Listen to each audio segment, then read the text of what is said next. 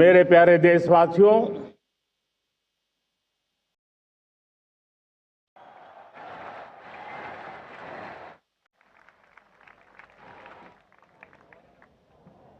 आजादी का ये महापर्व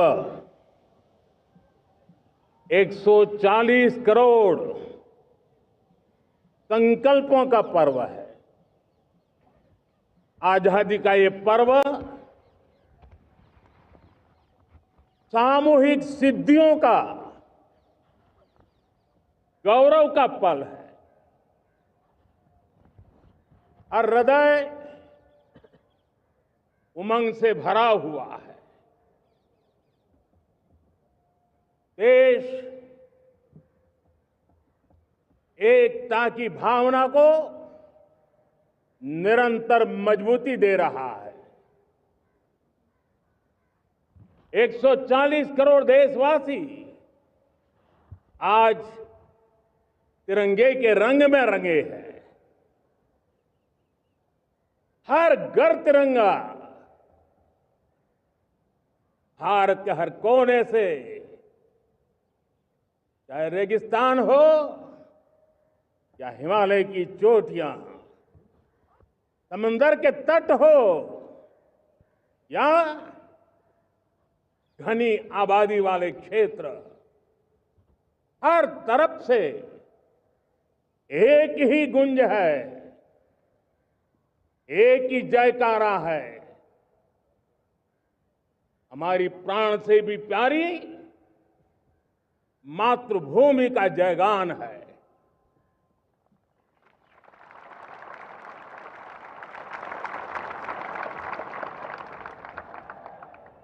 मेरे प्यारे देशवासियों, सन 47 में अनंत संभावनाओं के साथ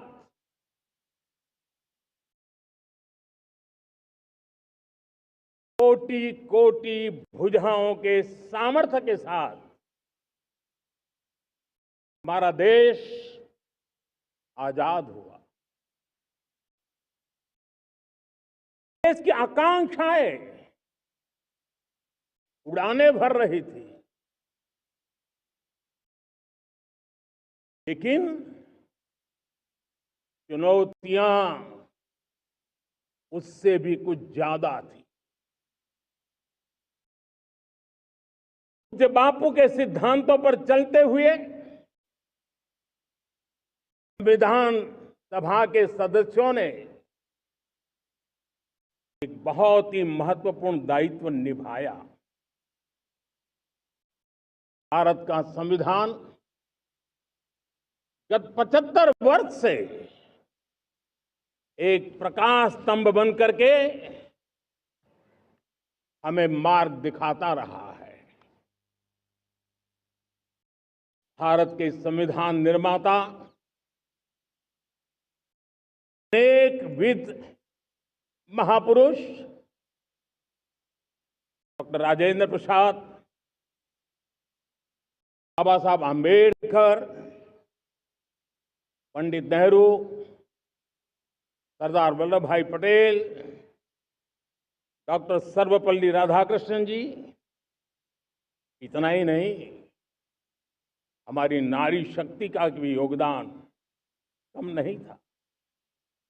हंसा मेहता जी, दाक्षायणी, वेलायुधन जैसी विदुषियों ने भी भारत के संविधान को सशक्त करने में अपनी भूमिका निभाई थी।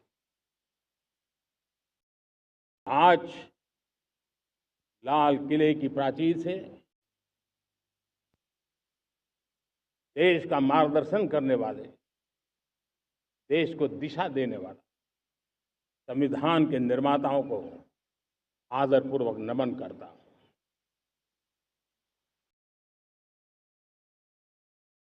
मेरे प्यारे देशवासियों, हम आज डॉक्टर श्यामा प्रसाद मुखर्जी की 125वीं जयंती भी मना रहे हैं। डॉक्टर श्यामा प्रसाद मुखर्जी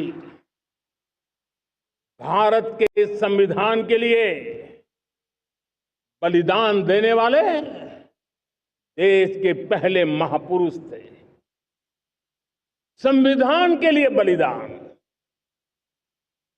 धारा 370 की दीवार गिराकर एक देश एक संविधान के मंत्र को जब हमने साकार किया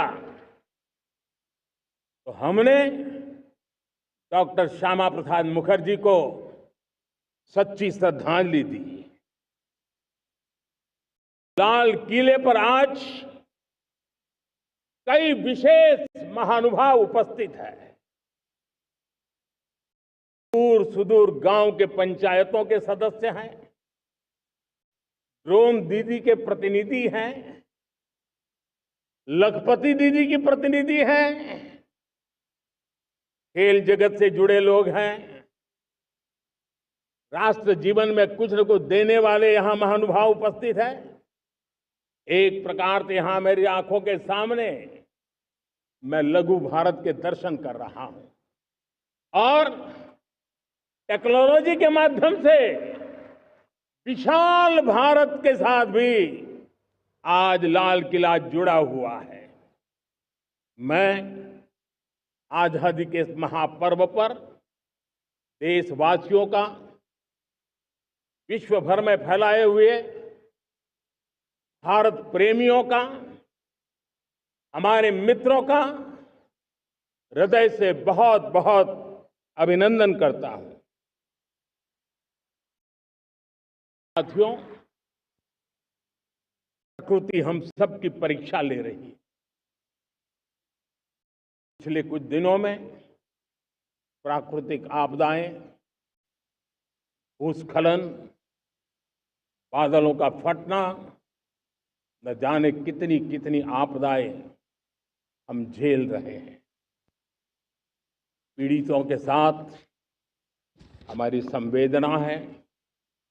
राज्य सरकारें और केंद्र सरकार मिलकर के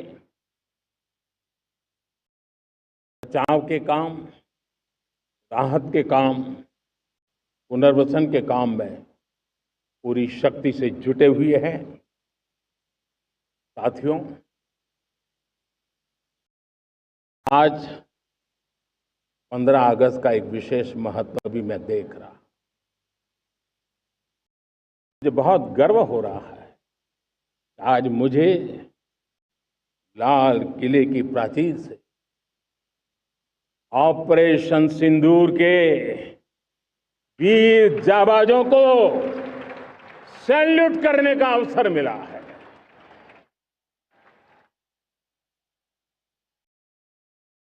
हमारे वीर जाबाज सैनिकों ने दुश्मनों को उनकी कल्पना से परे सजा दी है।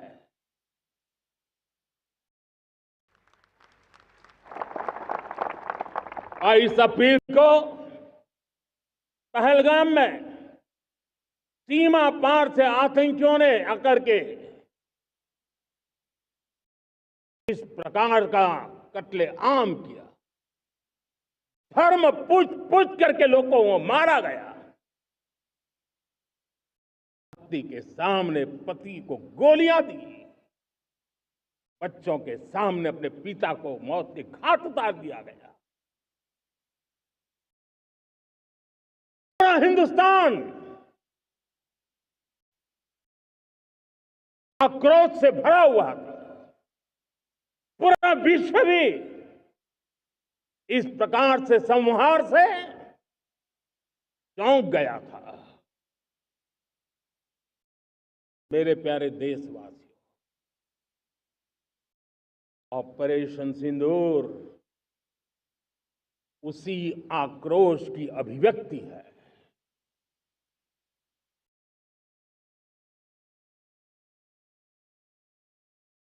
इस तारीख के बाद हमने हमारे सेना को खुली छूट दे दी। रणनीति वो तय करे, लक्ष्य वो तय करे, समय भी वो चुने और हमारी सेना ने वो करके दिखाया जो कई दशकों तक कभी हुआ नहीं था। सैकड़ों किलोमीटर दुश्मन की धरती पर घुस करके आतंकी हेडक्वार्टर्स को मिट्टी में मिला दिया, आतंकी इमारतों को खंडहर बना दिया।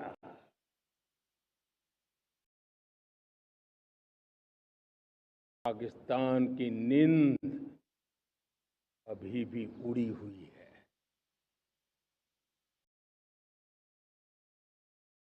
पाकिस्तान में हुई तबाही इतनी बड़ी है कि रोज नए नए खुलासे हो रहे हैं, नई नई जानकारियां आ रही हैं। मेरे प्यारे देशवासियों, हमारा देश कई दशकों से आतंक को झेलता आया हुआ है। देश के सीने को छलनी कर दिया गया है। अब हमने एक न्यू नॉर्मल प्रस्थापित किया।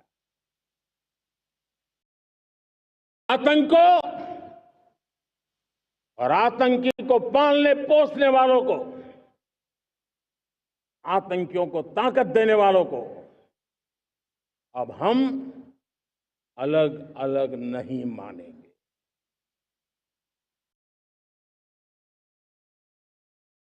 मानवता के समान दुश्मन है, उनके बीच कोई फर्क नहीं है।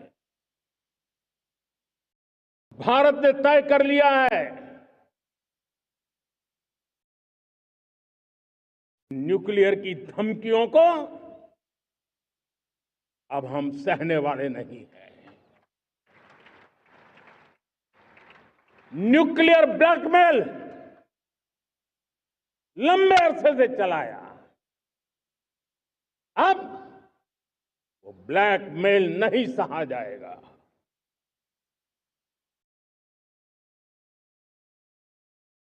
आगे भी अगर दुश्मनों ने ये कोशिश जारी रखी, हमारी सेना तय करेगी, सेना की शर्तों पर, सेना जो समय निर्धारित करे उस समय पर,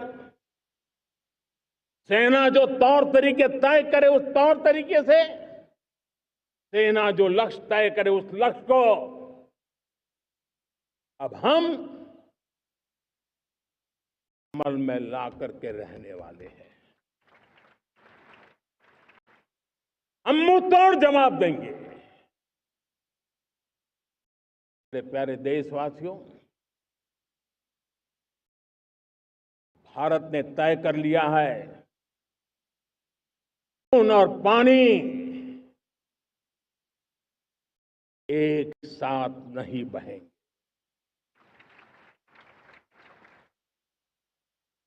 अब देशवासियों को भली भांति पता चला है कि सिंधु का समझौता कितना अन्यायपूर्ण है, कितना एक तरफा है।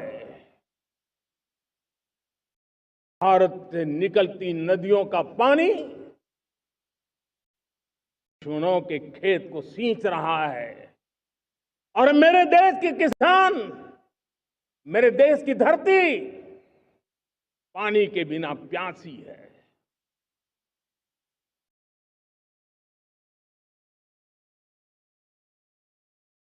कैसा समझौता था?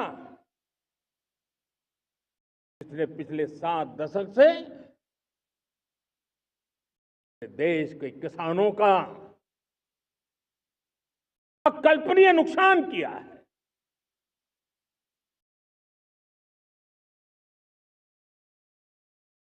हिंदुस्तान के हक का जो पानी है उस पर अधिकार सिर्फ और सिर्फ हिंदुस्तान का है, हिंदुस्तान के किसानों का है।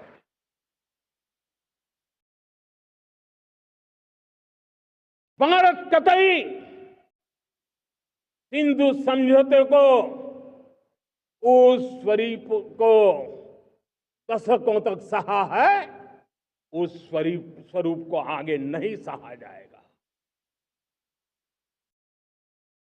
किसान हित में, राष्ट्र हित में समझौता हमें मंजूर नहीं है। मेरे प्यारे देशवासियों, आजादी के लिए असंख्य लोगों ने बलिदान दी, अपनी जवानी खपा दी, जेलों में जिंदगी गुजारी है, फांसी के तख्त पर लटके हैं, कुछ लेने पाने बनने के लिए नहीं, मां भारती के स्वाभिमान के लिए, कोटि कोटि जनों की आजादी के लिए, गुलामी की जंजीरों को तोड़ने के लिए। और मन में एक ही भाव था, स्वाभिमान। साथियों, गुलामी ने हमें निर्धन बना दिया, गुलामी ने हमें निर्भर भी बना दिया, औरों पर हमारी निर्भरता बढ़ती गई। सब जानते हैं, आजादी के बाद कोटि कोटि जनों के पेट भरना बड़ी चुनौती थी। यही मेरे देश के किसान हैं जिन्होंने खून पसीना एक करके देश के अन्न के भंडार भर दिए।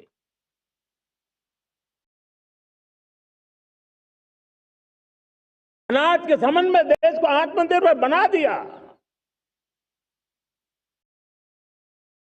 एक राष्ट्र के लिए आत्मसम्मान की सबसे बड़ी कसौटी आज भी उसकी आत्मनिर्भरता है। और मेरे प्यारे देशवासियों, विकसित भारत का आधार भी है आत्मनिर्भर भारत।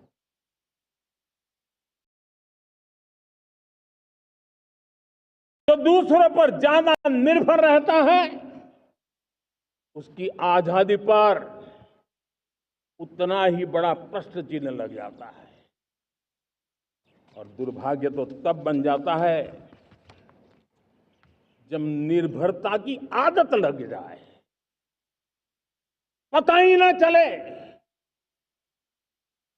कब आत्मनिर्भरता छोड़ रहे हैं और कब किसी के निर्भर हो जाते हैं। ये आदत खतरे से खाली नहीं है और इसलिए प्रतिपल जागरूक रहना पड़ता है आत्मनिर्भर होने के लिए। मेरे प्यारे देशवासियों, आत्मनिर्भरता का नाता सिर्फ आयात और निर्यात, रुपये, पैसे, पाउंड, डॉलर यहां तक सीमित नहीं है। इतना सीमित अर्थ उसका नहीं है। आत्मनिर्भरता का नाता हमारे सामर्थ्य से जुड़ा हुआ। और जब आत्मनिर्भरता खत्म होने लगती है तो सामर्थ्य भी निरंतर क्षीण होता जाता है। और इसलिए हमारे सामर्थ्य को बचाए रखने, बनाए रखने और बढ़ाए रखने के लिए आत्मनिर्भर होना बहुत अनिवार्य है। साथियों, हमने ऑपरेशन सिंदूर में देखा है मेड इन इंडिया की कमाल क्या थी। दुश्मन को पता तक न चला कि कौन से शस्त्रास्त्र है, ये कौन सा सामर्थ्य है जो पलक भर में उनको नष्ट कर रहा है। सोचिए, अगर हम आत्मनिर्भर होते, न होते, तो क्या ऑपरेशन सिंदूर इतनी त्वरित गति से हम कर पाते? पता नहीं कौन सप्लाई देगा, नहीं देगा, साजो सामान मिलेगा, नहीं मिलेगा, इसी की चिंता बनी रहती। लेकिन हमें मेड इन इंडिया की शक्ति हमारे हाथ में थी, सेना के हाथ में थी।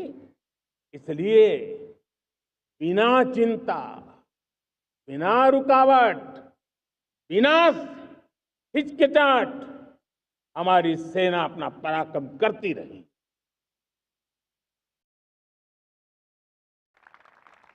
और ये पिछले 10 साल से लगातार डिफेंस के क्षेत्र में आत्मनिर्भरता पर हम एक मिशन लेकर के चले हैं, उसके नतीजे आज नजर आ रहे हैं। साथियों, मैं एक और विषय पर आपका ध्यान आकर्षित करना चाहता हूं। बात से कोई इनकार नहीं कर सकता कि 21वीं सदी टेक्नोलॉजी ड्रिवन सेंचुरी है। और जब टेक्नोलॉजी ड्रिवन है और इतिहास की तरफ नजर करें तो पता है, इतिहास गवाह है, जिन जिन देशों ने टेक्नोलॉजी में महारत हासिल की, वो देश विकास की ऊंचाइयों को पार कर गए, शिखर पर पहुंच गए। आर्थिक शक्ति नए पैमाने पर पहुंचती गई। जब टेक्नोलॉजी के अलग अलग आयामों की बात करते हैं तो मैं आपका ध्यान आकर्षित करता हूं सेमीकंडक्टर्स पे। उदाहरण के तौर पे बताता हूं, मैं यहां लाल किले से किसी सरकार की आलोचना करने के लिए खड़ा नहीं हुआ और नहीं मैं करना चाहता, लेकिन देश की युवा पीढ़ी को जानकारी होना भी उतना जरूरी है। हमारे देश में 50-60 साल पहले सेमीकंडक्टर को लेकर के फाइलें शुरू हुई। 50-60 साल पहले फैक्ट्री का विचार चालू हुआ। आप मेरे नौजवानों जानकर के हैरान हो जाएंगे, आज सेमीकंडक्टर जो पूरी दुनिया की एक ताकत बन गया है, 50-60 साल पहले वो विचार, वो फाइलें अटक गई, लटक गई, अटक गई। सेमीकंडक्टर के विचार की ही भ्रूण हत्या हो गई। 50-60 साल गवा दिए। हमारे बाद कई देश सेमीकंडक्टर में आज महारत हासिल करके दुनिया में अपनी ताकत को प्रस्थापित कर रहे हैं। साथियों, आज हमने उस बोझ से मुक्त होकर के मिशन मोड में सेमीकंडक्टर के काम को आगे बढ़ा है। 6 अलग अलग सेमीकंडक्टर के यूनिट्स जमीन पर उतर रहे हैं। 4 नए यूनिट्स को हमने ऑलरेडी हरी झंडी दिखा दी है, ग्रीन सिग्नल दे दिया है। और देशवासियों और मेरे खास करके नौजवानों और विश्व भर में भारत की टेक्नोलॉजी की ताकत को समझने वाले लोगों को भी कहना चाहूंगा, इसी वर्ष के अंत तक मेड इन इंडिया, भारत की बनी हुई, भारत में बनी हुई, भारत के लोगों द्वारा बनी हुई मेड इन इंडिया चिप्स बाजार में आ जाएगी।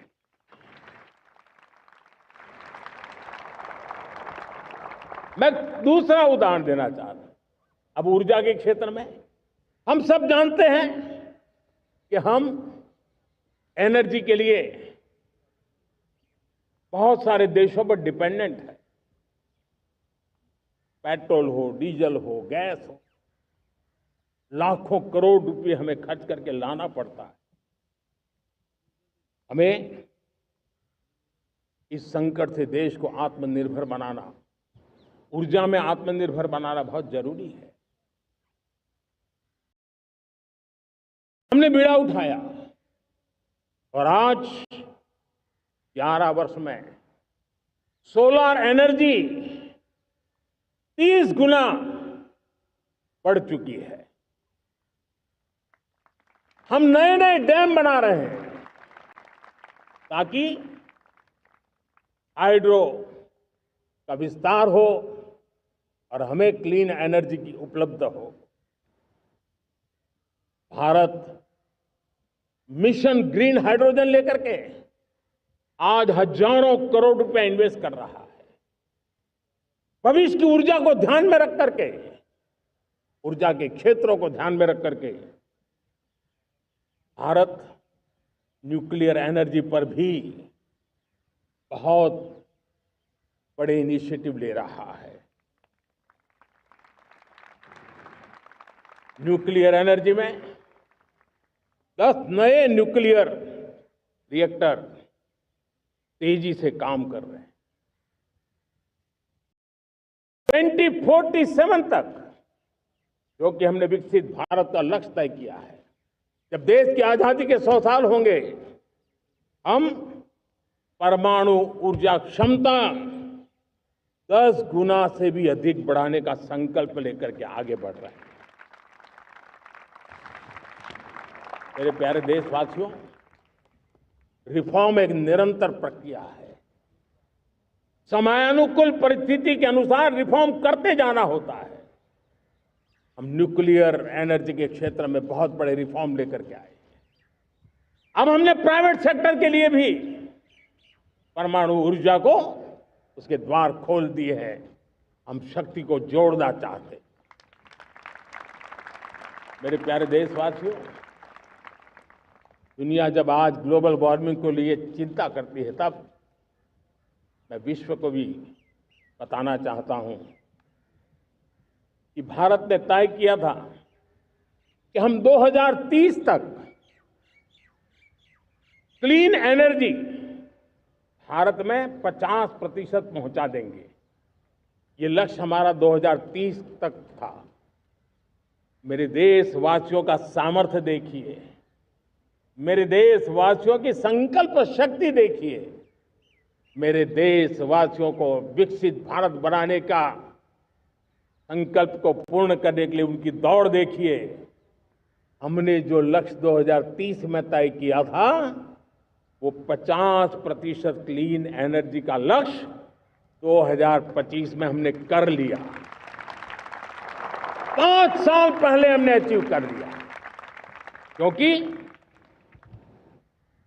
विश्व के प्रति भी हम उतने ही संवेदनशील हैं, प्रकृति के प्रति भी उतने ही हम जिम्मेवार लोग हैं।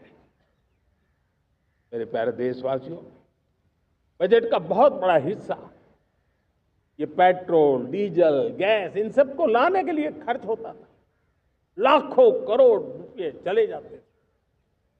अगर हम ऊर्जा में डिपेंडेंट न होते, वो धन मेरे देश के नौजवानों के भविष्य के लिए काम आता।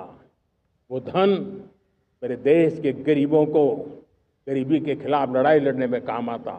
वो धन मेरे देश के किसानों के कल्याण में काम आता। वो धन मेरे देश के गांव की परिस्थिति को पलटने के लिए काम आता। लेकिन हमें विदेशों को देना पड़ रहा। अब हम आत्मनिर्भर बनने की दिशा में काम कर रहे हैं। देश को विकसित बनाने के लिए हम अब समुद्र मंथन की तरफ भी जा रहे हैं।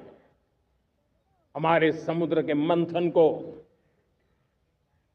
आगे बढ़ाते हुए हम समुद्र के भीतर के तेल के भंडार, गैस के भंडार, उसको खोजने की दिशा में एक मिशन मोड में काम करना चाहते हैं।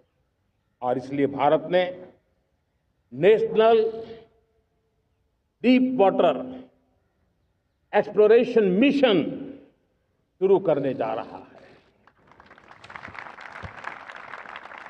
ये ऊर्जा इंडिपेंडेंट बनने के लिए ये हमारी महत्वपूर्ण घोषणा है। मेरे प्यारे देशवासियों, आज पूरा विश्व क्रिटिकल मिनरल को लेकर के बहुत ही सतर्क हो गया है। उसके सामर्थ्य को लोग भली भांति समझने लगे हैं। कल तक जिस तरफ ज्यादा ध्यान नहीं था, वो आज सेंटर स्टेज पे है।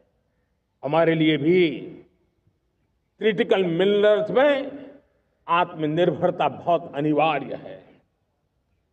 एनर्जी का सेक्टर हो, इंडस्ट्री का सेक्टर हो, रक्षा क्षेत्र हो, टेक्नोलॉजी के हर क्षेत्र हो, आज क्रिटिकल मिनरल्स की टेक्नोलॉजी के अंदर बहुत अहम भूमिका है। और इसलिए नेशनल क्रिटिकल मिशन हमने लॉन्च किया है। 1200 से अधिक स्थानों पर खोज का अभियान चल रहा है और हम क्रिटिकल मिनरल में भी आत्मनिर्भर बनने की दिशा में आगे बढ़ रहे हैं। मेरे प्यारे देशवासियों, स्पेस सेक्टर का कमाल तो हर देशवासी देख रहा, गर्व से भर जा रहा। और हमारे group captain Shubhanshu Shukla space station से लौट चुके हैं और आने वाले कुछ दिनों में वो भारत भी आ रहे हैं। हम स्पेस में भी अपने दम पर आत्मनिर्भर भारत गगनयान की तैयारी कर रहे हैं। हम अपने बलबूते पर हमारा अपना स्पेस स्टेशन बनाने की दिशा में हम काम कर रहे हैं। और पिछले दिनों स्पेस में जो रिफॉर्म किए गए, मुझे बहुत गर्व हो रहा है। मेरे देश के 300 से ज्यादा स्टार्टअप्स आप सिर्फ और सिर्फ स्पेस सेक्टर में काम कर रहे हैं और उन 300 स्टार्टअप में हजारों नौजवान पूरे सामर्थ्य के साथ जुटे हैं। ये है मेरे देश के नौजवानों की ताकत और ये है हमारे देश के नौजवानों के प्रति विश्वास। मेरे प्यारे देशवासियों, 140 करोड़ भारतवासी 2047 में जब आजादी के 100 साल होंगे, विकसित भारत के संकल्प को परिपूर्ण करने के लिए पूरी ताकत से जुटे हैं। इस संकल्प की पूर्ति के लिए भारत आज हर सेक्टर में आधुनिक इकोसिस्टम तैयार कर रहा है और आधुनिक इकोसिस्टम हर क्षेत्र में हमारे देश को आत्मनिर्भर बनाएगा। आज मेरा लाल किले की प्राचीर से मेरे देश के युवा वैज्ञानिकों को, मेरे टैलेंटेड यूथ को, मेरे इंजीनियर्स को और प्रोफेशनल्स को और सरकार के हर विभागों को भी मेरा आह्वान है, क्या हमारा अपना made in India fighter jets के लिए जेट इंजन हमारा होना चाहिए कि नहीं होना चाहिए?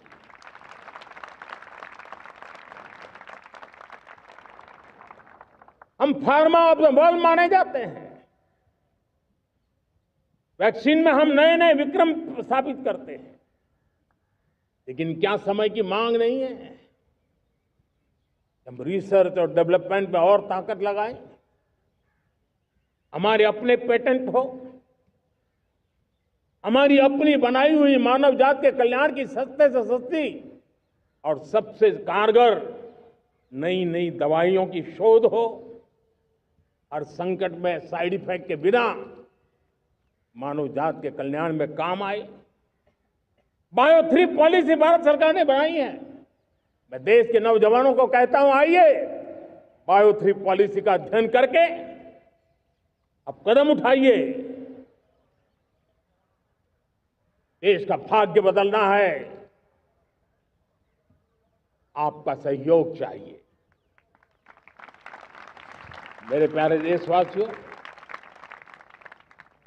आज आईटी का युग है, डेटा की ताकत है। क्या समय की मांग नहीं है? ऑपरेटिंग सिस्टम से लेकर के साइबर सुरक्षा तक, डीप टेक से लेकर के आर्टिफिशियल इंटेलिजेंस तक, सारी चीजें हमारी अपनी हो, जिस पर हमारे ही लोगों का सामर्थ्य जुटा हुआ हो, उनकी सामर्थ्य शक्ति का विश्व को परिचय कराएं। साथियों, आज दुनिया में सोशल मीडिया कहो, बाकी प्लेटफॉर्म कहो, दुनिया के प्लेटफॉर्म पर हम काम कर रहे हैं। दुनिया ने हमने दिखा दिया है, यूपीआई का हमारा प्लेटफॉर्म आज दुनिया को अजोबा कर रहा है। हमारे में सामर्थ्य है।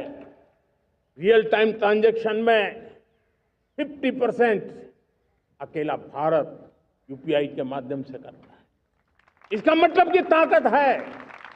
क्रिएटिव वर्ल्ड हो, सोशल मीडिया हो, ये जितने भी प्लेटफॉर्म्स हैं, मेरे देश के नौजवानों में चुनौती करता हूं आपको, आइए हमारे अपने प्लेटफॉर्म क्यों ना हो, हम क्यों दूसरों पर निर्भर रहे, क्यों भारत का धन बाहर जाए। और मुझे आपके सामर्थ्य पर भरोसा है। मेरे प्यारे देशवासी, जैसे ऊर्जा के क्षेत्र में हम डिपेंडेंट हैं, वैसा ही देश का दुर्भाग्य है कि फर्टिलाइजर, उसमें भी हमें दुनिया पर निर्भर रहना पड़ता है। मेरे देश के किसान भी फर्टिलाइजर का सही उपयोग कर करके धरती माता की सेवा कर सकते हैं। अनाप शनाप उपयोग से भी धरती मां को बहुत नुकसान पहुंचा रहे हैं। लेकिन साथ साथ मैं देश के नौजवानों को कहना चाहता हूं, देश के उद्योग जगत को कहना चाहता हूं, देश के प्राइवेट सेक्टर को कहना चाहता हूं, आइए हम फर्टिलाइजर के भंडार भर दें, हम नए नए तौर तरीके खोजें और भारत की आवश्यकता के अनुसार हम अपना फर्टिलाइजर तैयार करें। हम औरों पर निर्भर न रहे। साथियों, आने वाला युग ईवी का है। अब ईवी बैटरी क्या हम नहीं बनाएंगे? हम निर्भर रहेंगे? सोलर पैनल की बात हो, इलेक्ट्रिक व्हीकल्स के लिए जिन जिन चीजों की आवश्यकताएं हैं, वो हमारी अपनी होनी चाहिए। साथियों, मैं ये इसलिए कहने की हिम्मत करता हूं, क्यों? क्योंकि मुझे देश के नौजवानों के सामर्थ्य पर भरोसा है। और भरोसा सिर्फ वो मेरे देश के नौजवान हैं इतने मात्र से नहीं है। कोविड के समय हम बहुत सारी चीजों पर निर्भर थे। तो मेरे देश के नौजवानों को कहा गया कि वैक्सीन हमारी अपनी चाहिए, देश ने करके दिखाया। कोविन प्लेटफॉर्म हमारा अपना होना चाहिए, देश ने करके दिखाया। करोड़ों करोड़ों लोगों की जिंदगी बचाने का काम हमने किया है। वही स्पिरिट, वही जज्बा हमें जीवन के हर क्षेत्र में आत्मनिर्भर बनने के लिए अपना सब कुछ देना है। अपना जो बेस्ट है वो हमें दे करके रहना है। साथियों, पिछले 11 साल में एंटरप्रेन्योरशिप, उद्यमशीलता को बहुत बड़ी ताकत मिली। आज लाखों स्टार्टअप्स टियर 2, टियर 3 सिटी में देश की अर्थशक्ति को, देश के इनोवेशन को ताकत दे रहे हैं। उसी प्रकार से मुद्रा योजना से हमारे देश के करोड़ों नौजवान, उसमें भी हमारी बेटियां, करोड़ों करोड़ों लोग मुद्रा से लोन लेकर के अपना खुद का कारोबार कर रहे हैं। खुद तो अपने पैरों पर खड़े हुए हैं, लेकिन औरों को भी पैरों पर खड़े रहने की ताकत देते हैं। वे भी एक प्रकार से हर व्यक्ति को आत्मनिर्भर बनाने का अवसर दे रही है। मेरे साथियों, विमेन सेल्फ हेल्प ग्रुप किसी का ध्यान नहीं था। पिछले 10 साल में विमेन सेल्फ हेल्प ग्रुप ने कमाल करके दिखाया। आज उनके प्रोडक्ट दुनिया के बाजार में जाने लगे हैं। लाखों करोड़ों का कारोबार हमारे विमेन सेल्फ हेल्प ग्रुप करते हैं। मैंने एक बार मन की बात में खिलौने की बात कही थी। हम करोड़ों करोड़ रुपए के खिलौने विदेश से लाते थे। मैंने ऐसे ही मन की बात में कहा, करे मेरे देश के नौजवानों, ऐसा भी करें इन्हें क्या, किलो भी बाहर जाएंगे। और आज मैं गर्व से कहता हूं कि मेरा देश खिलौने एक्सपोर्ट करने लग गया है। यानी देश के सामर्थ्य को हर प्रकार के अवसर मिले, हर रुकावटों से मुक्ति मिले, उसको सर्वाधिक करने के लिए प्रेरित किया जाए। देश कर सकता है। मैं देश के युवाओं से कहता हूं, आइए आप इनोवेटिव आइडियाज लेकर के, आपके आइडियाज को मरने मत देना दोस्त। आज का आपका आइडिया हो सकता है आने वाली पीढ़ी का भविष्य बना सकता है। मैं आपके साथ खड़ा हूं, मैं आपके लिए काम करने के लिए तैयार हूं, आपका साथी बन के काम करने तैयार हूं। आप आइए, हिम्मत जुटाइए, इनिशिएटिव लीजिए। जो युवा मैन्युफैक्चरिंग के बारे में सोचते हैं, आइए आगे बढ़िए। सरकार के नियमों में बदलाव करना है, मुझे बताइए। अब देश रुकना नहीं चाहता है। 2047 दूर नहीं है। एक एक पल की कीमत है और हम एक भी पल गंवाना नहीं चाहते दोस्तों।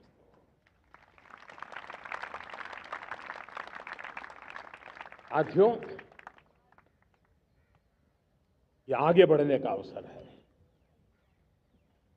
बड़े सपने देखने का अवसर है, संकल्प के लिए समर्पित होने का अवसर है। जब सरकार आपके साथ है और मैं स्वयं आपके साथ हूं, तब हम नया इतिहास बना सकते हैं।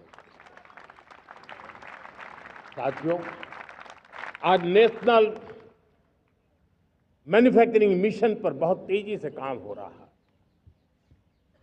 हमारे एमएसएमईज, उसका लोहा दुनिया मानती है।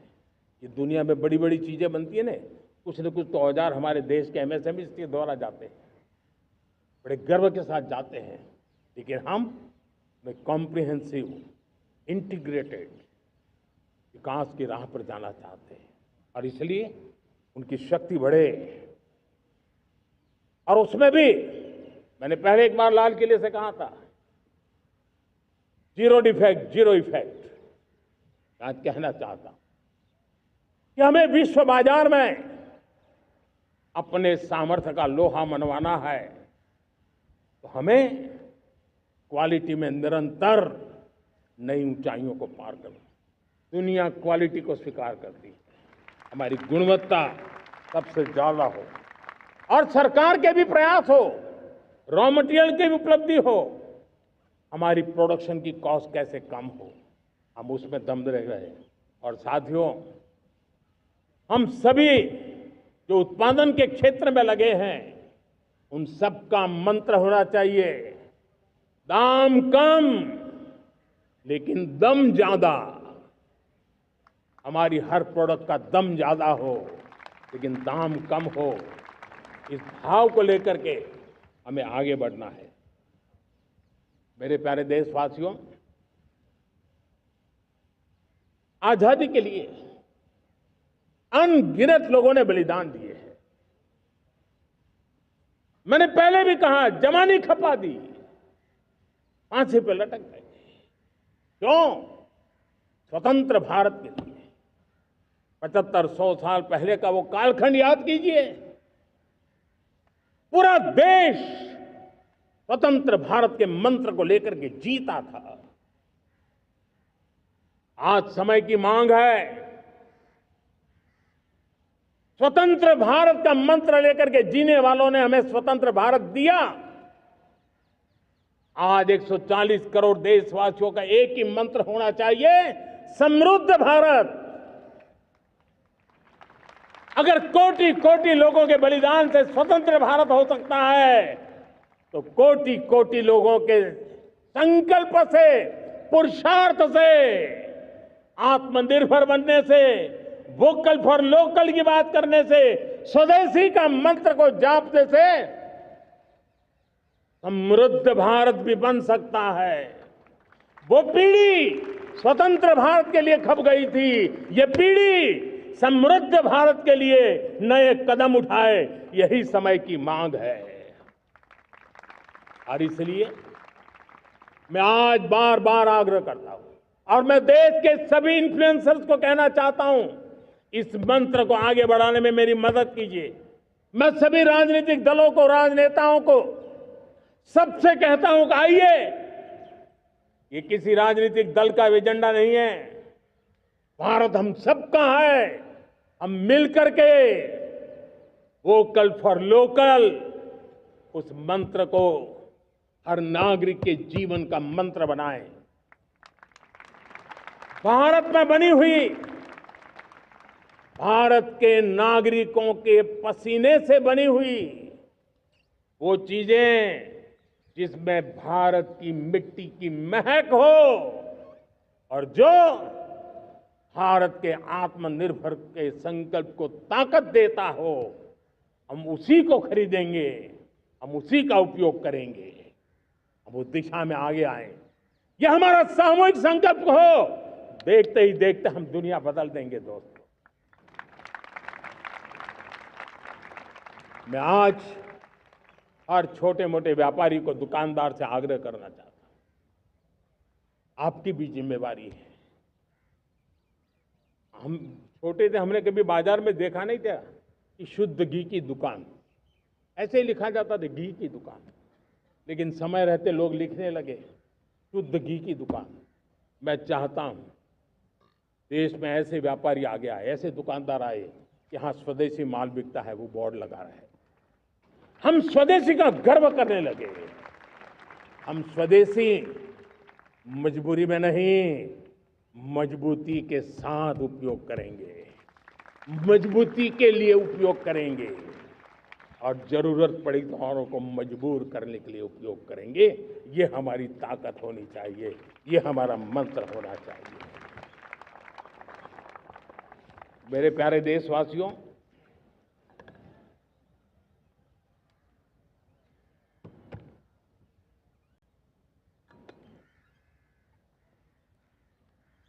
मुझे बहुत लंबे समय से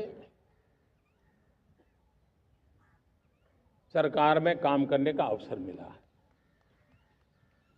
मैंने कई सारे उतार चढ़ाव देखे हैं, सरकारों की मुसीबतों से भी मैं परिचित हूं, व्यवस्थाओं की मर्यादाओं से भी परिचित हूं, लेकिन उसके बावजूद भी हमारी जिम्मेवारी है कि हम किसी की लकीर को छोटी करने में अपनी ताकत बर्बाद न करें। मैं बड़े अनुभव से कहता हूं, किसी दूसरे की लकीर छोटी करने के लिए अपनी ऊर्जा हमें नहीं खपानी है। हमें पूरी ऊर्जा के साथ हमारी लकीर को लंबा करना है।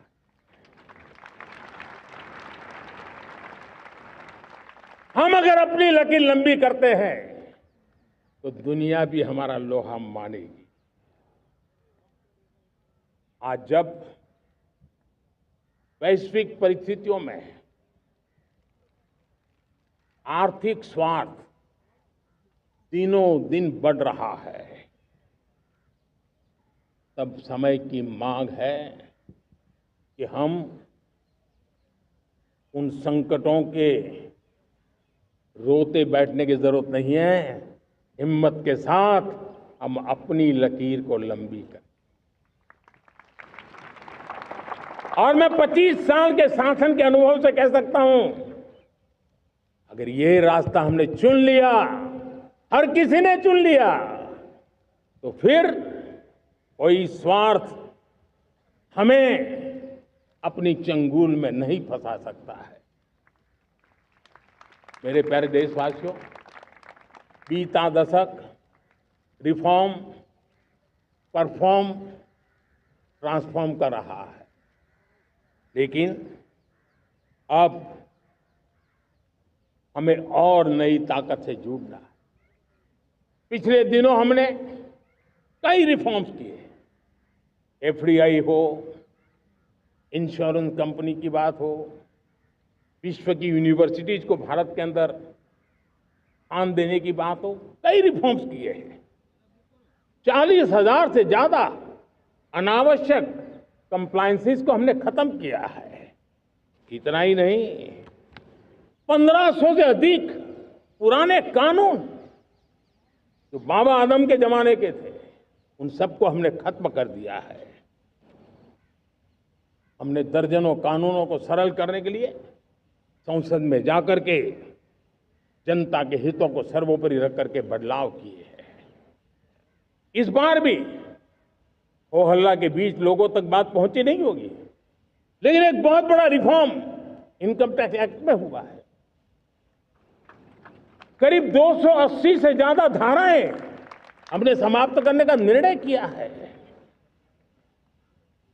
और साथियों, सिर्फ आर्थिक मोर्चे पर ही रिफॉर्म नहीं, हमने नागरिक के जीवन को भी आसान बनाने के लिए रिफॉर्म किए।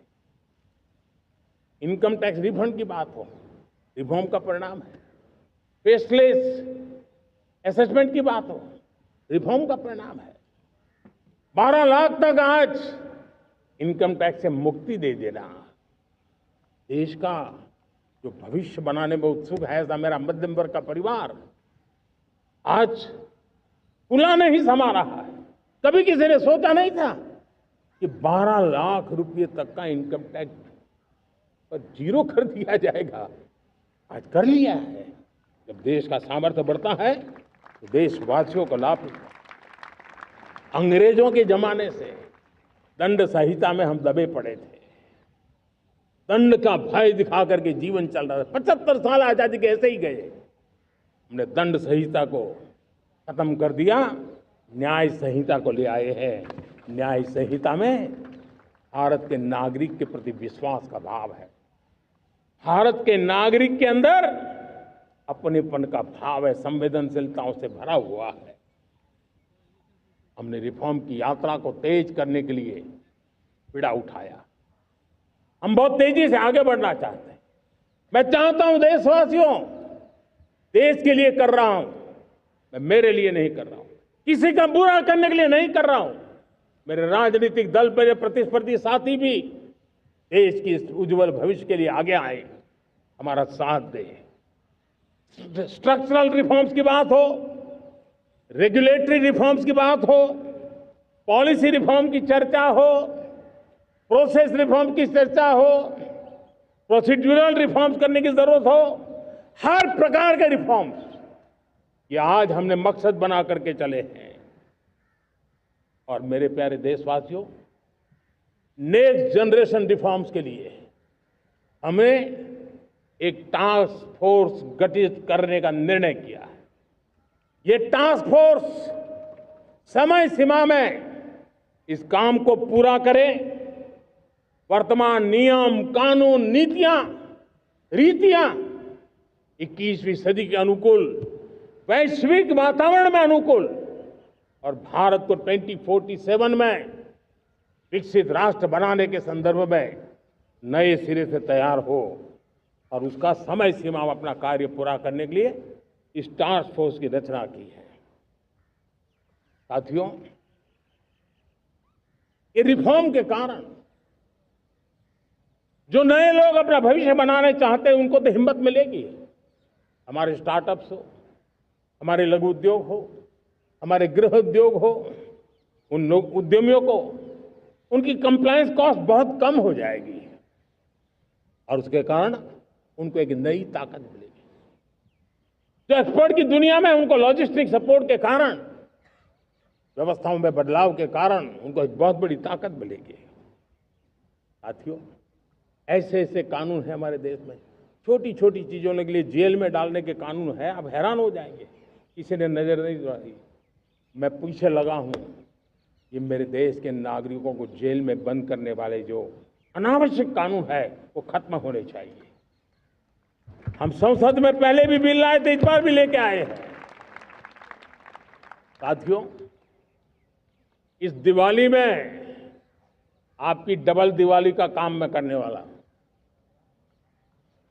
इस दिवाली में आपको एक बहुत बड़ा तोहफा देशवासियों को मिलने वाला है। पिछले 8 साल से हमने जीएसटी का बहुत बड़ा रिफॉर्म किया। पूरे देश में टैक्स के बर्डन को कम किया, टैक्स की व्यवस्थाओं को सरल किया और 8 साल के बाद समय की मांग है कि हम एक बार उसको रिव्यू करें। हमने एक हाई पावर कमेटी को बिठा करके रिव्यू शुरू किया, राज्यों से भी विचार विमर्श किया और मेरे प्यारे देशवासियों, हम नेक्स्ट जनरेशन जीएसटी रिफॉर्म्स लेकर के आ रहे हैं। ये दिवाली के अंदर आपके लिए तोहफा बन जाएंगे। सामान्य मानवीय की जरूरतों के टैक्स भारी मात्रा में कम कर दिए जाएंगे। बहुत बड़ी सुविधा बढ़ेगी। हमारे एमएसएमई, हमारे लघु उद्यमी, इनको बहुत बड़ा लाभ मिलेगा। रोजमर्रा की चीजें बहुत सस्ती हो जाएगी और उससे इकोनॉमी को भी एक नया बल मिलने वाला है। मेरे प्यारे देशवासियों, आज देश तीसरी बड़ी इकोनॉमी बनने के लिए समय है, तेज गति से आगे बढ़ रहा है। हम दरवाजे खटखटा रहे हैं और बहुत तेजी से हम उसको अचीव भी कर लेंगे। और कोई तो दिन होगा मैं आपके बीच आकर के लाल किले की प्राचीर से ये खबर भी सुनाऊंगा।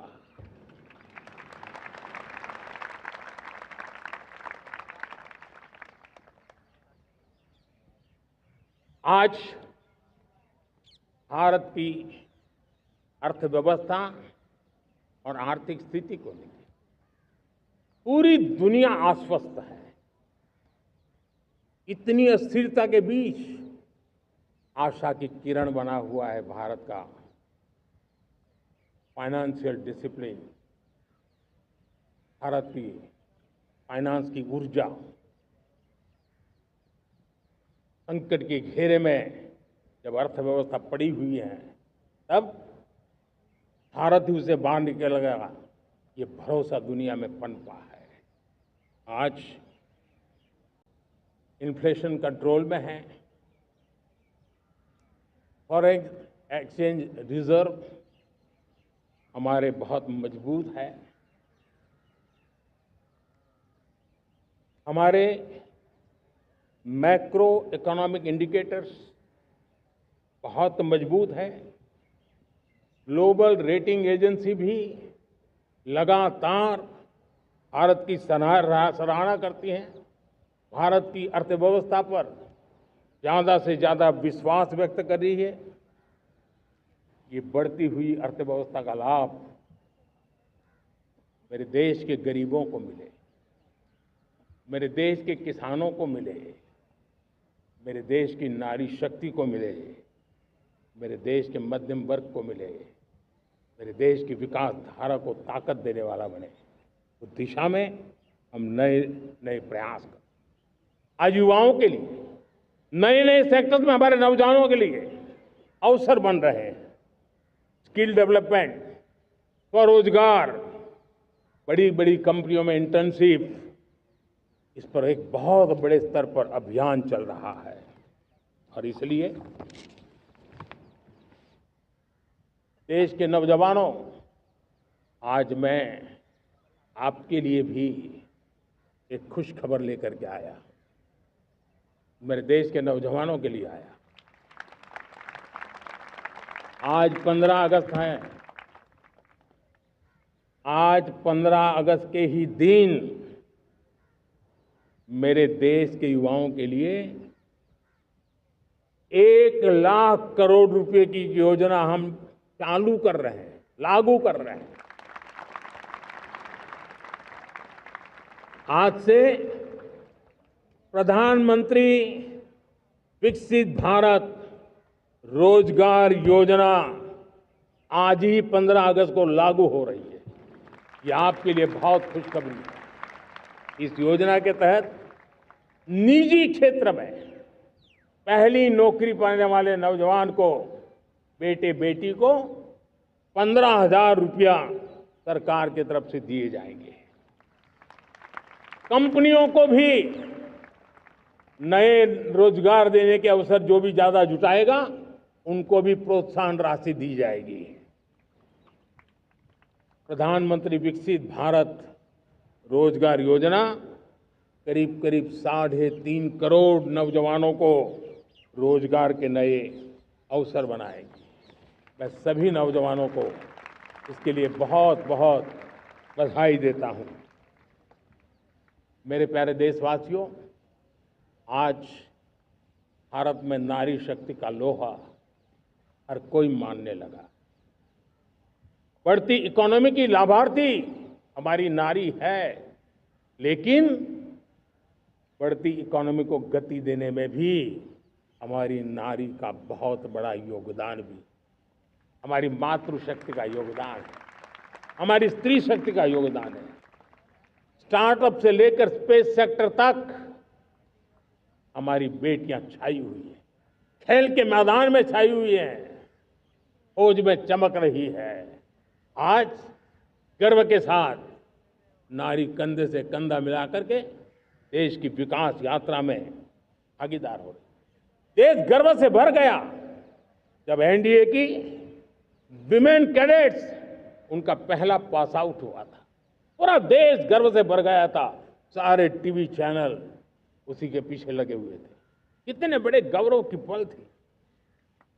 Self help group, 10 crore self help group की बहनें क्या कमाल कर रही है। नमो ड्रोन दीदी नारी शक्ति की एक नई पहचान बनी। गांव में मुझे एक बहन मिली, वो कहती मुझे अब तो गांव वाले पायलट कह करके बुलाते हैं। बड़े गर्व से कह रहे हैं। ज्यादा पढ़ी लिखी नहीं थी, लेकिन उसका रतबा पैदा हुआ है। साथियों, हमने 3 करोड़ महिलाओं को लखपति दीदी बनाने का संकल्प लिया था। 3 करोड़। और मुझे आज संतोष है कि हम तेज गति से काम कर रहे हैं। समय से पहले 3 करोड़ का लक्ष्य पार कर लेंगे। और आज मैं खुशी से देश को बताना चाहता हूं कि मेरे नारी शक्ति का सामर्थ्य देखिए। देखते ही देखते 2 करोड़ महिलाएं लखपति दीदी बन चुकी है। आज कुछ लखपति दीदी हमारे सामने बैठी है। ये है मेरे सामर्थ्य। और मेरा विश्वास है दोस्तों, भारत की विकास यात्रा में उनकी भागीदारी बढ़ने वाली। मेरे प्यारे देशवासियों, मेरे देश के किसानों का भारत की अर्थव्यवस्था में बहुत बड़ा योगदान है। भारत के किसानों की मेहनत रंग ला रही है। पिछले साल अनाज के उत्पादन में मेरे देश के किसानों ने के पुराने सारे विक्रम तोड़ दिए। ये सामर्थ्य है मेरे देश का। इतनी ही जमीन, लेकिन व्यवस्थाएं बदली, पानी पहुंचने लगा, अच्छे सीड्स मिलने लगे, किसानों को अच्छी सुविधाएं मिलने लगी, तो वो अपना सामर्थ्य देश के लिए बढ़ा रहा है। आज भारत दूध, दाल, जूट जैसे उत्पादन में नंबर 1 है दुनिया में। आज दुनिया का दूसरा सबसे बड़ा फिश प्रोड्यूसर। मेरे मछुआरा भाई बहनों की ताकत देखिए। फिश प्रोड्यूसन में दुनिया में हम दूसरे नंबर पर पहुंच चुके हैं। आज भारत चावल, गेहूं, फल और सब्जी के उत्पादन में भी दुनिया में दूसरे नंबर पर पहुंच चुका है। साथियों, आपको खुशी होगी, मेरे देश के किसान जो पैदावार देते हैं, आज वो उत्पादन दुनिया के बाजार में पहुंच रहा है। 4 लाख करोड़ रुपया एग्रो प्रोडक्ट का एक्सपोर्ट हुआ है। ये मेरे देश के किसानों ने भी ताकत दिखाई है। हम छोटे किसान हो, पशुपालक हो, मछुआरे हो, देश के विकास की अनेक योजनाओं का लाभ आज हम उन तक पहुंचा रहे हैं। पीएम किसान सम्मान निधि हो, रेन वाटर हार्वेस्टिंग हो, सिंचाई की योजनाएं हो, क्वालिटी सीड्स हो, फर्टिलाइजर की आवश्यकता हो, हर क्षेत्र में आज और किसान को एक भरोसा हो गया है फसल बीमा का, वो साहसिक बना रहा, उसका परिणाम भी देश को मिल रहा है। जो पहले कल्पना की बात थी आज हकीकत बन गई है। देशवासियों, हमारे देश के पशुधन को बचाने के हमें कोविड की वैक्सीन मुफ्त में मिली, वो तो याद है, लेकिन हम पशुधन के लिए भी अब तक 125 डोज मुफ्त में पशुओं को लगा चुके हैं। फूट एंड माउथ डिसीज से मुक्ति पाने के लिए, जो हमारा यहाँ उत्तर भारत में उसे खुरपका मुंहपका बीमारी कहते हैं, उससे बचाने के लिए 125 करोड़ डोज हम लगा चुके हैं और मुफ्त में लगा चुके हैं। हम खेती के मामले में देश के वो जिले जहां के किसान औरों से पीछे रह गए, किसी न किसी कारण से 100 जिले ऐसे हैं जहां अपेक्षाकृत कम खेती है, और इसलिए हमने 100 जिले आइडेंटिफाई किए हैं पूरे देश में से, और वहां के किसानों को एम्पावर करना, किसानों को शक्ति देना, किसानों को मदद करने का एक अभियान चलाया है। और इसके लिए पीएम धन धान्य कृषि योजना का आरंभ किया है।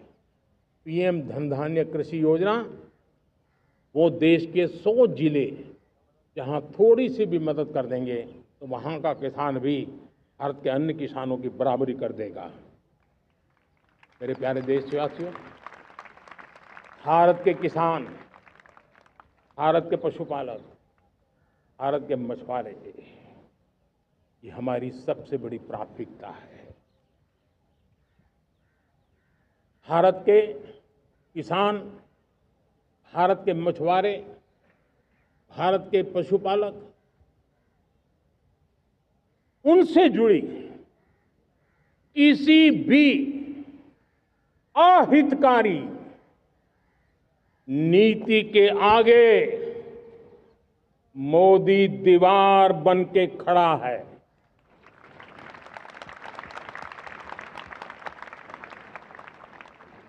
भारत अपने किसानों, अपने पशुपालकों, अपने मछुआरों के संबंध में कभी भी कोई समझौता नहीं स्वीकार करेगा।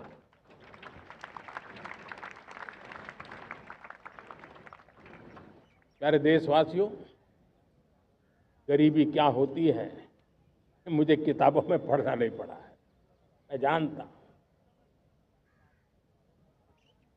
सरकार में भी रहा हूं, और इसलिए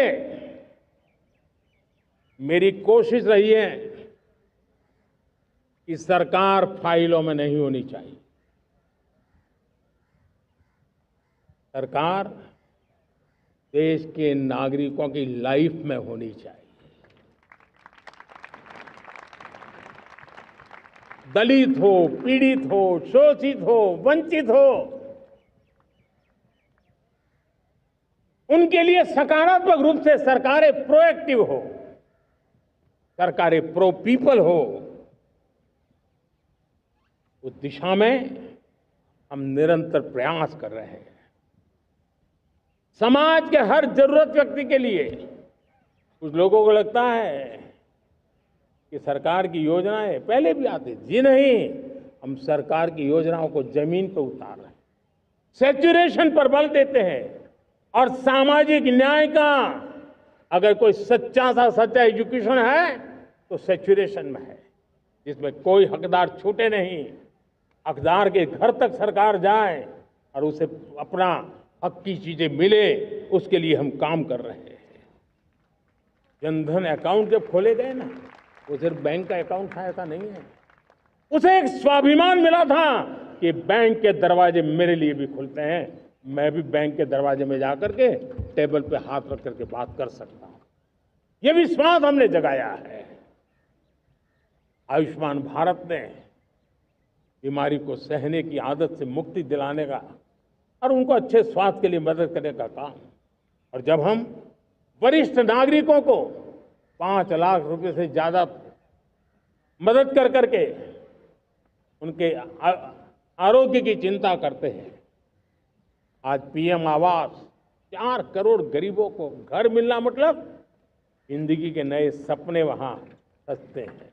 वो सिर्फ 4 दीवारें नहीं है दोस्तों। रेहड़ी पटरी वालों के लिए पीएम स्वनिधि योजना, जो कभी ब्याज के चक्कर में फंसा रहता था, आज पीएम स्वनिधि से रेहड़ी पटरी वाला भी, और आपने देखा वो यूपीआई से पैसे लेता है, यूपीआई से पैसे देता है। ये बदलाव आखिरी व्यक्ति तक चिंता लोगों की लाइफ में सरकार होनी चाहिए। उसी के कारण ये जमीन से जुड़ी योजनाएं बनती हैं और जमीन से जुड़ी योजनाएं जमीन पर उतरती हैं और जमीन से उतरी हुई योजनाएं जीवन में बदलाव लाने का एक सशक्त माध्यम बन जाती हैं। एक समय था गरीब हो, पीड़ित हो, आदिवासी हो, वंचित हो, दिव्यांग हो, हमारी विधवा माताएं बहनें हो, अपने हक के लिए दर दर भटकते रहते थे।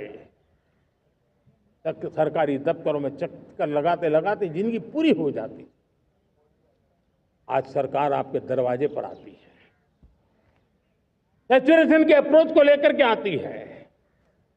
करोड़ों लाभार्थियों को सरकारी योजनाओं का लाभ मिल रहा है। डायरेक्ट बेनिफिट ट्रांसफर एक बहुत बड़ा क्रांतिकारी काम हुआ है। साथियों, गरीबी हटाओ के नारे देश ने बहुत सुने हैं, लाल किले से भी सुने, और देश सुन सुन करके थक गया था और देश ने मान लिया था कि गरीबी हट नहीं सकती है। लेकिन जब हम योजनाओं को गरीब के घर तक ले जाते हैं, विश्वास को गरीब के मन में हम पैदा करते हैं, तब मेरे देश के 25 करोड़ गरीब गरीबी को परास्त कर करके, गरीबी से बाहर निकल करके एक नया इतिहास बनाते हैं। आज 10 करोड़ गरीब और 10 वर्ष में 25 करोड़ से ज्यादा गरीब गरीबी को परास्त कर करके गरीबी से बाहर निकले हैं और एक न्यू मिडिल क्लास तैयार हुआ है। मेरे साथियों, ये न्यू मिडिल क्लास और मिडिल क्लास एक ऐसी जुगलबंदी है जिसमें एस्पिरेशन भी है, एफर्ट भी है। वो देश को आगे बढ़ाने के लिए बहुत बड़ा सामर्थ्य बनने वाली है। मेरे प्यारे देशवासियों, बहुत ही निकट भविष्य में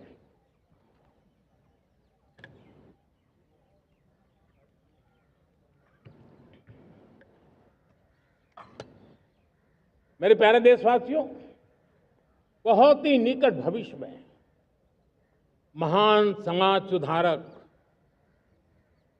महात्मा ज्योतिबा फुले जी की 200वीं जयंती आ रही है।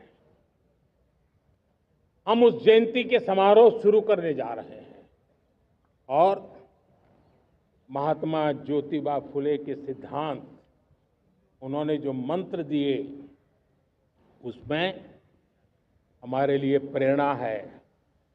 पिछड़े को प्राथमिकता, पिछड़े को प्राथमिकता देते हुए हम परिवर्तन की ऊंचाइयों को प्राप्त करना चाहते हैं। हम इसके लिए परिश्रम की पराकाष्ठा करना चाहते हैं। हम पारदर्शी नीतियों के द्वारा पिछड़ों को प्राथमिकता, ये हम धरती पर उतारना चाहते हैं, हर पिछड़े के जीवन में उतारना चाहते हैं। साथियों, रेहड़ी पटरी वालों के लिए स्वनिधि योजना हो या हमारे हुनर वाले, हाथ से काम करने वाले विश्वकर्मा योजना की बात हो, आदिवासी में भी जो पिछड़े रह गए हैं उनके लिए पीएम जनधन की योजना की बात हो, हमारे पूर्वी भारत को विकास में पूरे देश के अंदर बराबरी में लाना और उनको नेतृत्व देने की दिशा में काम हो। हम सिर्फ समाज पिछड़े हो उनकी चिंता तक अटकने वाले नहीं है। जो क्षेत्र पिछड़े हैं उनको भी हम प्राथमिकता देना चाहते हैं। जो जिले पिछड़े रहे हैं हम उनको प्राथमिकता देना चाहते हैं। जो ब्लॉक पिछड़े रहे हैं उनको प्राथमिकता देना चाहते हैं। हमने 100 एस्पिरेशनल डिस्ट्रिक्ट, 500 एस्पिरेशनल ब्लॉक, उसी मिशन में काम किया है। हमने पूर्वी भारत के विकास के लिए हजारों करोड़ रुपए के इंफ्रास्ट्रक्चर के प्रोजेक्ट को बल दिया है। हमने पूर्वी भारत के जीवन को बदल करके देश की विकास यात्रा में भागीदार बनने का, मेरे प्यारे देशवासियों, जीवन हर क्षेत्र में विकास होना चाहिए। विकास के लिए खेल का भी महत्व होता है। और मुझे खुशी है कि एक जमाना था जहाँ बच्चे खेल में अगर समय लगाते हैं तो माँ बाप ज्यादा पसंद नहीं करते थे। आज एकदम से उलट गया है। अगर बच्चे खेलकूद में आगे आते हैं, रुचि लेते हैं, तो माँ बाप गर्व से भर जाते हैं। मैं इसे एक शुभ संकेत मानता हूं। मेरे देश के परिवार के अंदर खेल को प्रोत्साहन का वातावरण मैं देखता हूं, मेरा मन गर्व से भर जाता है। मैं इसे देश के भविष्य के लिए बहुत शुभ संकेत मानता हूं। और साथियों, इस खेल को बढ़ावा देने के लिए हमने नेशनल स्पोर्ट्स पॉलिसी, कई दशकों के बाद हम देश में खेलो भारत नीति को लेकर के आए हैं, ताकि एक खेल जगत का सर्वांगीण विकास का प्रयास हो। स्कूल से लेकर के ओलंपिक तक हम एक पूरा इकोसिस्टम डेवलप करना चाहते हैं, चाहे कोचिंग की व्यवस्था हो, फिटनेस की बात हो, खेल के मैदान हो, खेल की व्यवस्थाएं हो, खेल के लिए आवश्यक साधन हो, लघु उद्योगों को भी खेल के साधन बनाने में मदद करने की बात हो। यानी एक प्रकार से पूरा इकोसिस्टम हम दूर दराज के बच्चों तक पहुंचाना चाहते हैं। लेकिन साथियों, जब मैं फिटनेस की बात करता हूं, जब मैं खेलकूद की बात करता हूं, तो मैं एक चिंता भी आपके सामने रखना चाहता हूं। हमारे देश के हर परिवार को चिंता करनी चाहिए। मोटापा हमारे देश के लिए बहुत बड़ा संकट बनता जा रहा है। आने वाले वर्षों में लोग, जो पंडित लोग हैं वो कहते हैं, जो जानकार लोग कहते हैं, हर तीसरे व्यक्ति में एक व्यक्ति मोटापे का शिकार होगा। हमें मोटापे से बचना है, ओबेसिटी से बचना है। और इसलिए मैंने बाकी सब करना पड़ेगा, लेकिन एक छोटा सा सुझाव दिया था कि परिवार तय करे कि जब खाने का तेल घर में आएगा 10% कम ही आएगा और 10% कम ही उपयोग करेंगे, और हम ओबेसिटी के खिलाफ लड़ाई को जीतने की दिशा में हम अपना योगदान देंगे।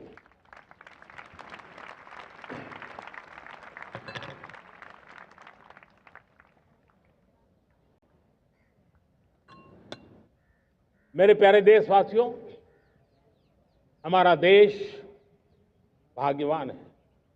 हजारों साल की विरासत के हम धनी हैं, और वो हमें निरंतर ऊर्जा मिलती है, प्रेरणा मिलती है, त्याग और तपस्या की राह मिलती है।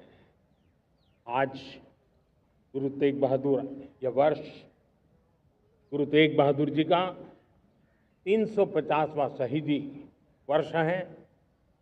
देश की संस्कृति की रक्षा, भारत के मूल्यों की रक्षा के लिए उन्होंने अपना सब कुछ न्योछावर कर दिया।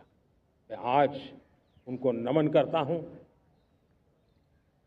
साथियों, हमारी संस्कृति की ताकत हमारी विविधता है। हम विविधता को सेलिब्रेट करना चाहते हैं। हम विविधता को सेलिब्रेट करने की आदत बनाना चाहते हैं। यह हमारा गौरव है। यह हमारा भारत माँ का यह बगीचा कितने विविध प्रकार के फूलों से सजा हुआ है, कितनी विविधताएं हैं। ये विविधता हमारे लिए एक बहुत बड़ा, हमारी विरासत है, बहुत बड़ा गौरव है। हमने प्रयागराज के महाकुंभ में देखा भारत की विविधता को कैसे जिया जाता है। एक स्थान पर करोड़ों लोग, एक ही भाव, एक ही प्राण, एक ही प्रयास, दुनिया के लिए बहुत बड़ा अजूबा है। महाकुंभ की वो सफलता भारत की एकता की, भारत के सामर्थ्य की दुहाई देती है। साथियों, हमारा देश भाषाओं की विविधता से बहुत ही भरा हुआ है, पुलकित है। और इसीलिए हमने मराठी, असमिया, बांग्ला, पाली प्राकृत को क्लासिकल लैंग्वेज का दर्जा दिया है। और मेरा मत है, हमारी भाषाएं जितनी विकसित होगी, हमारी सभी भाषाएं जितनी समृद्ध होगी, हमारे नॉलेज के सिस्टम को भी उतना ही बल मिलने वाला है। और हमारी वो ताकत है, आज जब डेटा का जमाना है ना, तो ये ताकत दुनिया के लिए भी बड़ी ताकत बन सकती है। इतना सामर्थ्य हमारी लैंग्वेज में। हमें हमारी सभी भाषाओं पर गर्व होना चाहिए। हमारी सभी भाषाओं के विकास के लिए हर किसी ने बनते हुए प्रयास करना चाहिए। साथियों, पांडुलिपि में हमारे ज्ञान के भंडार पड़े हैं, लेकिन उसके प्रति उदासीनता रही है। इस बार हमने ज्ञान भारतम योजना के तहत देश भर में जहां भी हस्तलिखित ग्रंथ है, जहां पांडुलिपियां हैं, सदियों पुराने जो दस्तावेज हैं, उनको खोज खोज करके आज की टेक्नोलॉजी का उपयोग करते हुए उस ज्ञान की समृद्धि को आने वाली पीढ़ियों के लिए काम आए, उस दिशा में काम कर रहे हैं। मेरे प्यारे देशवासियों, हमारा स्पष्ट मत है, यह देश सिर्फ सरकारें नहीं बनाती है, ये देश राज सत्ता पर विराजमान लोग ही नहीं बनाते हैं, ये देश शासन की धुरा संभालने वाले नहीं बनाते हैं। ये देश बनता है कोटि कोटि जनों के पुरुषार्थ से, ऋषियों के, मुनियों से, वैज्ञानिकों के, शिक्षकों के, किसानों के, जवानों के, सेना के, मजदूरों के, हर किसी के प्रयास से देश बनता है। हर किसी का योगदान होता है, व्यक्ति का भी होता है, संस्थाओं का भी होता है। आज मैं बहुत गर्व के साथ एक बात का जिक्र करना चाहता हूं। आज से 100 साल पहले एक संगठन का जन्म हुआ, राष्ट्रीय स्वयंसेवक संघ। 100 साल की राष्ट्र की सेवा एक बहुत ही गौरवपूर्ण स्वर्णिम पृष्ठ है। व्यक्ति निर्माण से राष्ट्र निर्माण के संकल्प को लेकर के 100 साल तक मां भारती का कल्याण का लक्ष्य लेकर के लक्षावधि स्वयंसेवकों ने मातृभूमि के कल्याण के लिए अपना जीवन समर्पित किया है। सेवा, समर्पण, संगठन और अप्रतिम अनुशासन, ये जिसकी पहचान रही है, ऐसा राष्ट्रीय स्वयंसेवक संघ दुनिया का ये सबसे बड़ा एनजीओ है। एक प्रकार से 100 साल का उसका समर्पण का इतिहास है। आज लाल किले की प्राचीर से 100 साल की इस राष्ट्र सेवा की यात्रा में योगदान करने वाले सभी स्वयंसेवकों को आदरपूर्वक स्मरण करता हूं और देश गर्व करता है राष्ट्रीय स्वयंसेवक संघ की इस 100 साल की भव्य समर्पित यात्रा को, और हमें प्रेरणा देता रहेगा। मेरे प्यारे देशवासियों, हम समृद्धि की ओर जा रहे हैं, लेकिन समृद्धि का रास्ता सुरक्षा से गुजरता है। पिछले 11 वर्षों में राष्ट्र सुरक्षा, राष्ट्र रक्षा, राष्ट्र के नागरिकों की रक्षा, इन सभी मोर्चों पर हमने पूरे समर्पण भाव से काम किया है। हम बदलाव लाने में सफल हुए हैं। यह देश जानता है कि हमारे देश का बहुत बड़ा जनजातीय क्षेत्र नक्सलवाद की चपेट में, माओवाद की चपेट में पिछले कई दशकों से लहूलुहान हो चुका था। सबसे ज्यादा नुकसान मेरे आदिवासी परिवारों को हुआ। आदिवासी माताओं बहनों ने अपने सपने के होनहार बच्चों को खो दिया। नौजवान बेटे गलत रास्ते पर खींच लिए गए, भटकाए गए, उनकी जीवन को तबाह कर दिया गया। हमने फौलादी हाथ से काम लिया। एक समय था कभी 125 से ज्यादा जिलों में नक्सलवाद अपनी जड़ें जमा चुका था। माओवाद की चंगुल में हमारे जनजातीय क्षेत्र, हमारे जनजातीय नौजवान फंसे हुए थे और आज 125 जिलों में से कम होते होते हम 20 पर ले आए हैं। उन जनजातीय समाज की सबसे बड़ी हमने सेवा की है। और आप देखिए, एक जमाना था जब बस्तर को याद करते ही माओवाद, नक्सलवाद, बम बंदूक की आवाज सुनाई देती थी। उसी बस्तर में माओवाद नक्सल से मुक्त होने के बाद जब बस्तर के नौजवान ओलंपिक करते हैं, हजारों नौजवान भारत माता की जय बोल करके खेल के मैदान में उतरते हैं, पूरा वातावरण उत्साह से भर जाता है। ये बदलाव देश देख रहा है। जो क्षेत्र कभी रेड कॉरिडोर के रूप में जाने जाते थे, वो आज विकास के ग्रीन कॉरिडोर बन रहे हैं। साथियों, हमारे लिए गर्व की बात है, भारत के नक्शे में जिन क्षेत्रों को लहूलुहान कर दिया गया था, लाल रंग से रंग दिया गया था, हमने वहां संविधान, कानून और विकास का तिरंगा फहरा दिया है। मेरे प्यारे देशवासियों, ये भगवान बिरसा मुंडा की 150वीं जयंती का अवसर है। तब इन जनजातीय क्षेत्रों को नक्सल से मुक्त कर करके, मेरे जनजातीय परिवार के नौजवानों की जिंदगी बचा करके हमने भगवान बिरसा मुंडा को एक सच्ची श्रद्धांजलि दी है।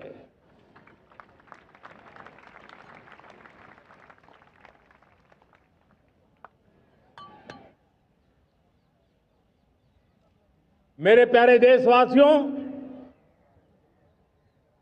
मैं आज देश के सामने एक चिंता, एक चुनौती के संबंध में आगाह करना चाहता हूं। षड्यंत्र के तहत, सोची समझी साजिश के तहत देश की डेमोग्राफी को बदला जा रहा है। एक नए संकट के बीज बोए जा रहे हैं और ये घुसपैठिए मेरे देश के नौजवानों की रोजी रोटी छीन रहे हैं। एक घुसपैठिए मेरे देश की बहन बेटियों को निशाना बना रहे हैं। ये बर्दाश्त नहीं होगा। ये घुसपैठिए भोले भाले आदिवासियों को भ्रमित करके उनकी जमीनों पर कब्जा कर रहे हैं। ये देश सहन नहीं करेगा। और इसलिए मेरे प्यारे देशवासियों, जब डेमोग्राफी परिवर्तन होता है, सीमावर्ती क्षेत्रों में डेमोग्राफी में परिवर्तन होता है, तब राष्ट्रीय सुरक्षा के लिए संकट पैदा होता है। देश की एकता, अखंडता और प्रगति के लिए ये संकट पैदा, सामाजिक तनाव के बीज बो देता है।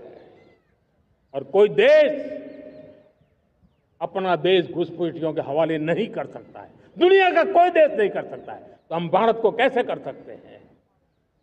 हमारे पूर्वजों ने त्याग और बलिदान से आजादी पाई है, हमें स्वतंत्र भारत दिया है। उन महापुरुषों के प्रति हमारा कर्तव्य है कि हम हमारे देश में ऐसी हरकतों को स्वीकार न करें। उनकी सच्ची श्रद्धांजलि होगी। और इसलिए मैं आज लाल किले की प्राचीर से कहना चाहता हूं, हमने एक हाई पावर्ड डेमोग्राफी मिशन शुरू करने का निर्णय किया है। ये मिशन, इस मिशन के द्वारा ये जो भीषण संकट नजर आ रहा है, भारत पे मंडरा रहा है जो संकट है, उसको निपटाने के लिए तय समय में सुविचारित, सुनिश्चित रूप से अपने कार्य को करेगा। उस दिशा में हम आगे बढ़ रहे हैं। मेरे प्यारे देशवासियों, कल जन्माष्टमी का पावन पर्व है। भगवान श्री कृष्ण का जन्मोत्सव देश में मनाया जाता है। साथियों, जब मुझे भगवान श्री कृष्ण याद आते हैं तो हम देख रहे हैं कि पूरे विश्व में आज युद्ध के तौर तरीके बदल रहे हैं।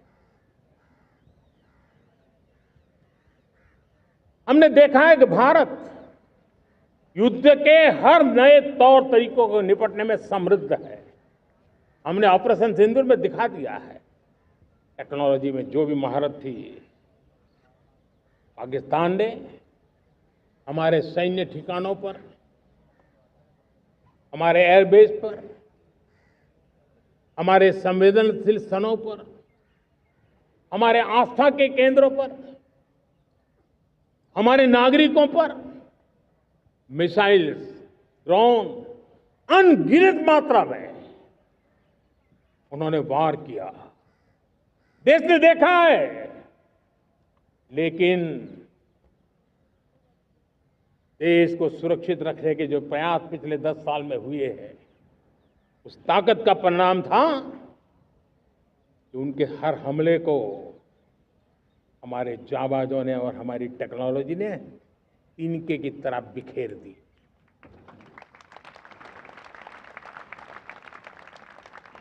रत्ती भर नुकसान नहीं कर पाए।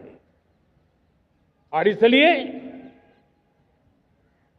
जब युद्ध के मैदान में टेक्नोलॉजी का विस्तार हो रहा है, टेक्नोलॉजी हावी हो रही है, तब राष्ट्र की रक्षा के लिए, देश के नागरिकों की सुरक्षा के लिए हमें भी, हमने जो आज महारत पाई है, वो महारत का और विस्तार करने की जरूरत है। हमने आज जो महारत पाई है, उसको लगातार अपग्रेड करते रहने की आवश्यकता है। और इसलिए साथियों, मैंने एक संकल्प लिया है, मुझे आपके आशीर्वाद चाहिए, कोटि कोटि देशवासियों के आशीर्वाद चाहिए। क्योंकि समृद्धि कितनी ही क्यों न हो, अगर सुरक्षा के प्रति उदासीनता बरतते हैं तो समृद्धि भी किसी काम की नहीं रहती। और इसलिए सुरक्षा का महत्व बहुत बड़ा है। और इसलिए मैं आज लाल किले की प्राचीर से कह रहा हूं, आने वाले 10 साल में 2035 तक राष्ट्र के सभी महत्वपूर्ण स्थलों, जिनमें सामरिक के साथ साथ सिविलियन क्षेत्र भी शामिल है, जैसे अस्पताल हो, रेलवे हो, जो भी आस्था के केंद्र हो, उन्हें टेक्नोलॉजी के नए प्लेटफॉर्म द्वारा पूरी तरह सुरक्षा का कवच दिया जाएगा। ये सुरक्षा का कवच लगातार विस्तार होता जाए, देश का हर नागरिक सुरक्षित महसूस करे। किसी भी प्रकार की टेक्नोलॉजी हम पर वार करने आ जाए, हमारी टेक्नोलॉजी उससे बेहतर सिद्ध हो। और इसलिए आने वाले 10 साल 2035 तक मैं ये राष्ट्रीय सुरक्षा कवच का विस्तार करना चाहता हूं, मजबूती देना चाहता हूं, आधुनिक बनाना चाहता हूं। और इसलिए भगवान श्री कृष्ण से प्रेरणा पाकर के हमने श्री कृष्ण का जो सुदर्शन चक्र था, उस सुदर्शन चक्र की राह को चुना है। आप में से बहुत लोगों को याद होगा, जब महाभारत की लड़ाई चल रही थी, श्री कृष्ण ने अपने सुदर्शन चक्र से सूर्य के प्रकाश को रोक दिया था और दिन में ही अंधेरा कर दिया था। सूर्य प्रकाश को सुदर्शन चक्र से रोक दिया था। और तब अर्जुन ने जो शपथ ली थी जयद्रथ का वध करने की, उस प्रतिज्ञा को अर्जुन पूर्ण कर पाए थे।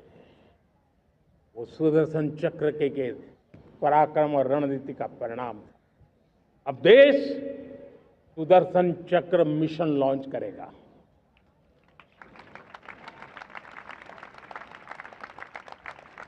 ये मिशन सुदर्शन चक्र एक पावरफुल वेपन सिस्टम दुश्मन के हमले को न्यूट्रलाइज तो करेगा ही करेगा, लेकिन कई गुना ज्यादा दुश्मन पर हिट बैक करेगा।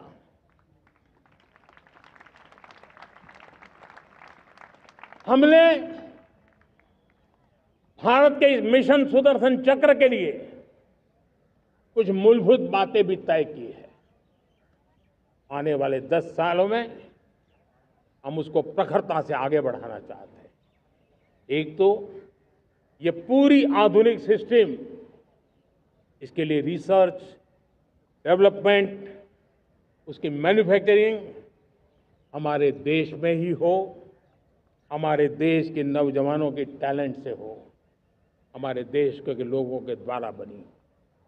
दूसरा, एक ऐसी व्यवस्था होगी जो वॉरफेयर के हिसाब से भविष्य में क्या क्या संभावनाएं हैं उसका हिसाब किताब लगा करके +1 की स्ट्रेटेजी वर्कआउट करेगी।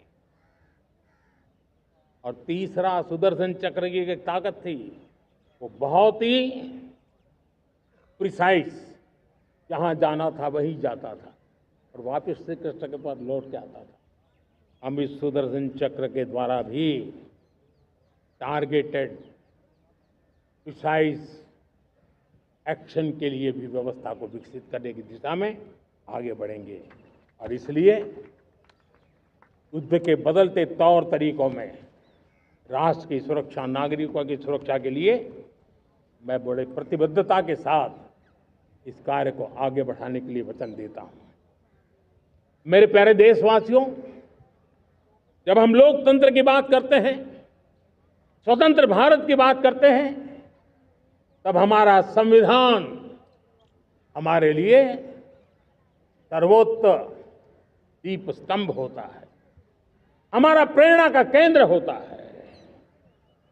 लेकिन आज से 50 साल पहले भारत के संविधान का गला घोंट दिया गया था। भारत के संविधान के पीठ पे छुरा भोंक दिया गया था। देश को जेल खाना बना दिया गया था। आपातकाल लगा दिया गया था। इमरजेंसी थोप दी गई थी। इमरजेंसी के 50 साल हो रहे हैं। देश की किसी भी पीढ़ी ने संविधान की हत्या के इस पाप को कभी भूलना नहीं चाहिए। संविधान की हत्या करने वाले पापियों को नहीं भूलना चाहिए। और हमें भारत के संविधान के प्रति अपने समर्पण को और मजबूती देते आगे बढ़ना चाहिए। वो हमारी प्रेरणा है। मेरे प्यारे देशवासियों, मैंने इसी लाल किले से पंच प्रण की बात कही थी। मैं आज लाल किले से फिर से एक बार मेरे देशवासियों का पुनः स्मरण जरूर करना चाहता हूं।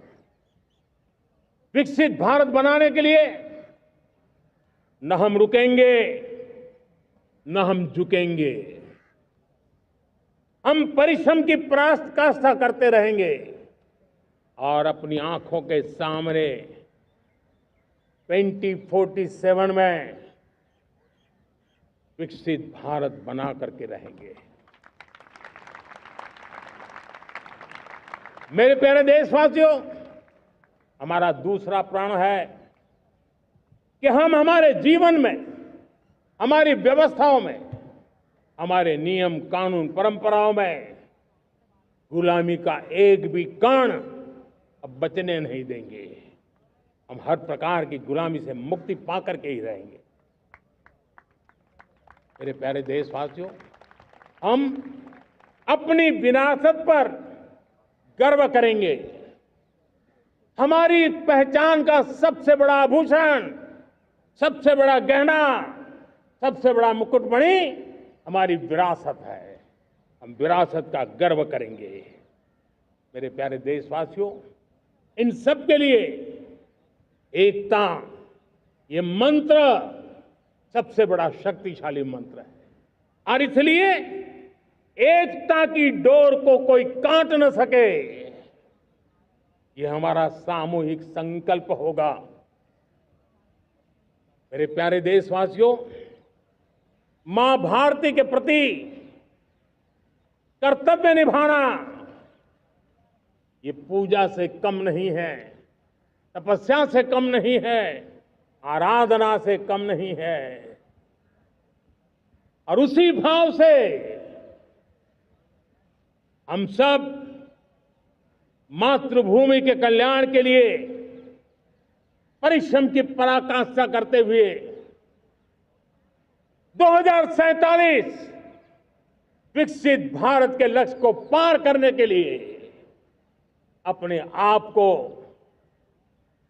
अपा देंगे, अपने आप को झोंक देंगे। जो भी सामर्थ्य है, कोई भी अवसर को छोड़ेंगे नहीं। इतना ही नहीं, नए अवसरों को निर्माण करेंगे और निर्मित करने के बाद हम 140 करोड़ देशवासियों के सामर्थ्य से आगे बढ़ते ही रहेंगे, बढ़ते ही रहेंगे, बढ़ते ही रहेंगे। मेरे प्यारे देशवासियों, हमें याद रखना है, 140 करोड़ देशवासियों को याद रखना है, परिश्रम में जो तपा है, परिश्रम में जो तपा है, उसने ही तो इतिहास रचा है। परिश्रम में जो तपा है, उसने ही तो इतिहास रचा है।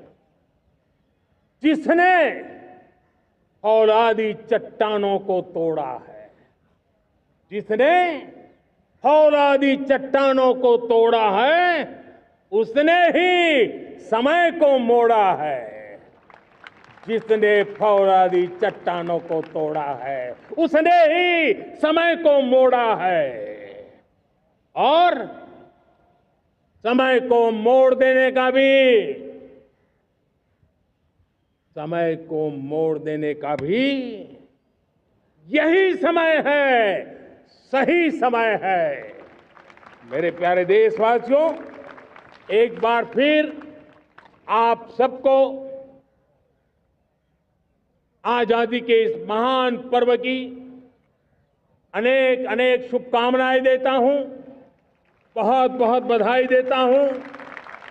मेरे साथ बोलेंगे, जय हिंद, जय हिंद, जय हिंद। भारत माता की, भारत माता की, भारत माता की। वंदे, वंदे, वंदे। बहुत बहुत धन्यवाद।